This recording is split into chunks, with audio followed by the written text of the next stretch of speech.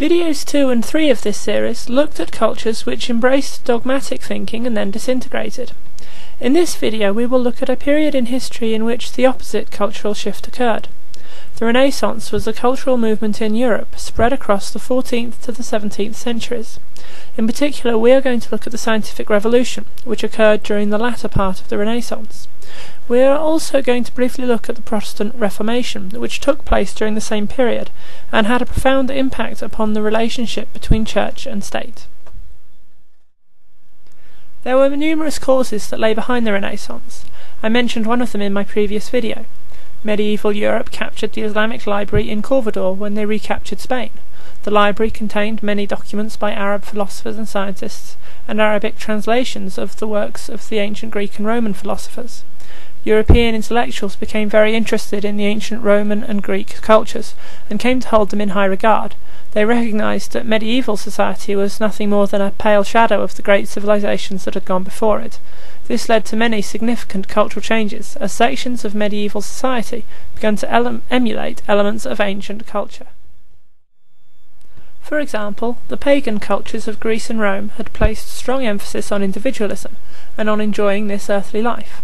Medieval culture, meanwhile, had traditionally regarded this life as nothing more than preparation for the next.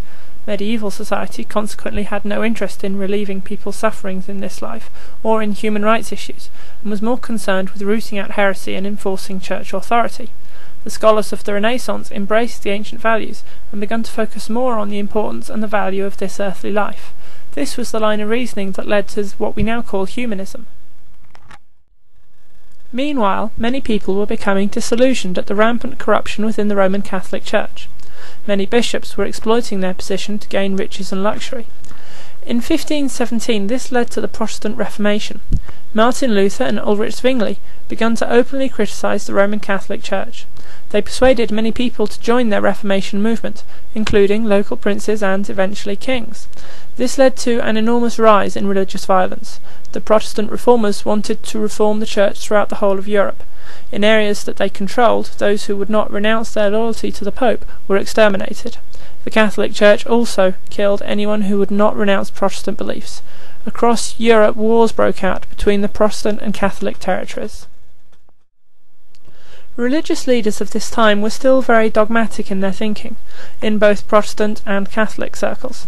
The cultural shift that I've talked about was still only just beginning, and was still confined to the more intellectual circles. It's now time to look at the lives of 3 astronomers of this period. Copernicus was, among other things, an astronomer, and he had a bit of an intellectual problem. You see, if you look at the motion of the planets through the sky month after month, you will notice certain patterns in the paths they take. They follow curved paths which every so often loop back on themselves. You'll even see patterns in the timing with which they loop back on themselves. The difficult question is, why do they move in these patterns? If the Earth is at the centre of the universe, and they're all moving around us, it doesn't make much sense. Copernicus had a difficult choice to make. Either he could look at the evidence and draw a logical conclusion from that evidence, or he could start with the established conclusion and twist the evidence to fit in with it. It's important to remember that back then, certain phrases that are now used as figures of speech were used quite literally. Unfortunately, he misunderstood that truth isn't something you can go and discover for yourself. Truth is not the product of a rational human mind. Rather, truth is something you find in the literal interpretation of obscure passages in the Old Testament, or in the infallible dictates of the Pope. Copernicus published a book in which he argued that the Sun, rather than the Earth, was the centre of the universe. I think he knew that the book would cause controversy. He didn't publish it until he was on his deathbed. There were 2 people who were willing to take a risk and openly embrace Copernicus's views: an Italian philosopher named Giordano Bruno, and the well-known Galileo. Giordano Bruno was burnt alive for heresy in 1600. There is evidence that his scientific views were part of the reason for this, though he also held controversial spiritual views, which were also part of the reason for his death. In 1633, Galileo was put on trial by the Inquisition, and forced to recant his views under threat of death. He gave in to these demands, and instead of being killed, was placed under house arrest. In the early 17th century, the Church still had the power to execute those who rejected its dogma. This, however, was about to change, as the wider society was becoming sick of the violence between the Catholics and the Protestants. In 1648, 2 peace treaties were signed which brought an end to the religious wars. One of the conditions of the treaties was that all individuals in all territories would have the right to practice either Catholic or Protestant beliefs without persecution. This was not quite the end to religious violence, as certain branches of Christianity were not granted the same freedoms. The Anabaptists, for example, were one group that continued to suffer. But behind this political change, an even more significant cultural change was taking place. People were ceasing to feel that it was right for religious leaders to tell the political authorities what to do or who to kill. The churches did not like the idea of being stripped of their political influence. For a long time, both the Protestant and Catholic churches continued to call on the magistrates to kill and persecute heretics, particularly the Anabaptists. But humanist philosophy was gradually becoming more and more entrenched in European culture, and so, as time passed, the political powers became less and less responsive to the demands of the Church. As scientists became free to pursue their ideas without interference, science went from strength to strength. In England, Francis Bacon was one of the pioneers of the scientific method. Another influential figure who is worth mentioning is Descartes.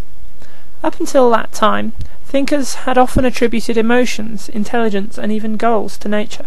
For example, the Greek philosopher Aristotle argued that events in nature existed to achieve a purpose. For example, rain existed to water plants. In the 17th century, Descartes firmly opposed this kind of thinking. He was a major figure in the development of mechanical philosophy. According to mechanical philosophy, the universe is made up of completely inanimate matter, which moves according to physical laws. This is exactly what Al-Ghazali was afraid of, a worldview in which the cause of fire, and all other physical processes, would be explained in entirely natural terms. It was firmly established that the basis of knowledge must be evidence, rather than tradition or religious teachings. By the end of this period in history, ancient European civilization had not only been reawakened, it had been surpassed. I'm not going to bother saying much about the benefits of this, because I think it's fairly obvious. The screen that you're looking at right now is a product of science. So is every single medical treatment that we benefit from. Please stay tuned for the next video in this series, which will look at conflicts between dogma and rationality that we see in the modern world. I will also talk about possible cultural shifts that may currently be happening, or may happen in the near future. Thank you for watching this video. I hope you found it interesting. Goodbye.